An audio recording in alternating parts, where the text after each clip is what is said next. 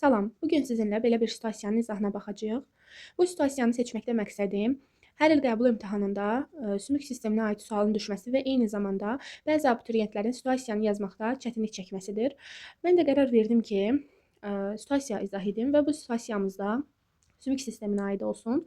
Elə isə vaxt itirmədən keçək izahımıza və xüsusi taktikalar vermək istəyirəm ki, həmişə situasiyanı oxuyanda beyninizdə formalaşdırın və cümləni oxuduqca cavablar tapmağa çalışın. İlk belə deyək, metodumuz bu ola bilər.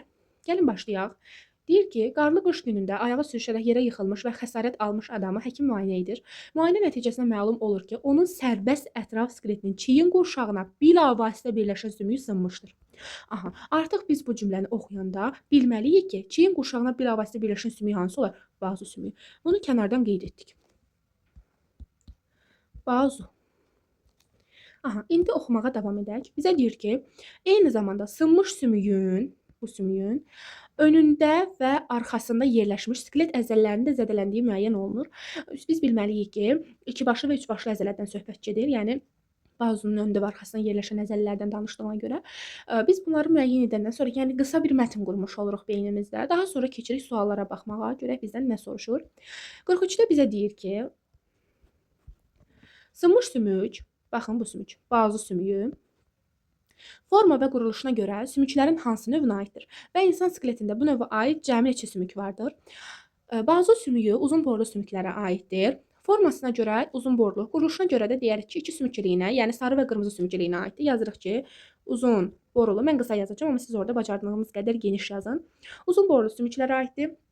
Quruluşuna görə də iki cür sümük iliyinə malikdir. Sümük iliyi qısa yazıram. Hansılar? Sarı və qırmızı. Daha sonra bizə nə deyir? Deyir ki, insan skeletində bu növə aid cəmi neçə sümük vardır? Baxın uşaqlar, ilk öncə yuxarı ətrafdan danışaq. Yuxarı ətrafımızda bir qolumuzu məsələn yazıram. Bazu və said hissədən ibarətdir. Saidə də aiddir mil, dirsək. Bu sümüklər, yəni saidin tərkibinə mil və dirsək sümükləri aiddir. Daha sonra bu oldu yuxarı ətrafımız. Aşağı ətrafı deyək. Aşağı ətrafda da bud və baldır hissəyə bölünür. Baldır hissədə də incik, qamış sümükləri vardır. Həmin bu incik qamış baldır hissəyə aiddir. Bu da oldu aşağı ətrafımız. Və sağ və sol hissədən ibarət olduğuna görə, yəni sağ qol, sol qol, sağ ayaq, sol ayaq bu hissəyə bölündüyünə görə hərəsindən 2 dənə olduğunu nəzərə almalıyıq. Yəni ki, bazu sümüyü 2 ədəddir, mil sümüyü 2 ədəddir, dirsək sümüyü 2 ədəddir. Bu sayda aid olduğuna görə artıq saydı saymırıq. Çünki saydın tərkibində də mil dirsək. Eyni zamanda keçirik aşağı. 2 bud sümüyü, 2 incik, 2 qamış. Deməli, yuxarı ətrafda oldu 6, aşağı ətrafda oldu 6. Bizdən cəmi soruşur deyə 6 plus 6 bu da edir 12, yəni cəmi 12 sümük vardır. Siz də ətraflı yazsanız sizə tam bal verəcək bu sualınıza. Daha sonra keçək 44-ə. 44-də bizə nə deyir? Sınmış sümük bilavasitə hansı sümüklərlə birləşir? Bu zaman hansı növ sümük birləşməsi əmələ gəlir? Deyirik ki, bazı sümüyü deyir bilavasitə hansı sümüklərlə birləşir? Kürək və said sümüyü ilə. Yuxarıdan kürək, aşağı hissədən isə said sümüyü ilə birləşir. Yazırıq ki, kürək və said sümükləri ilə.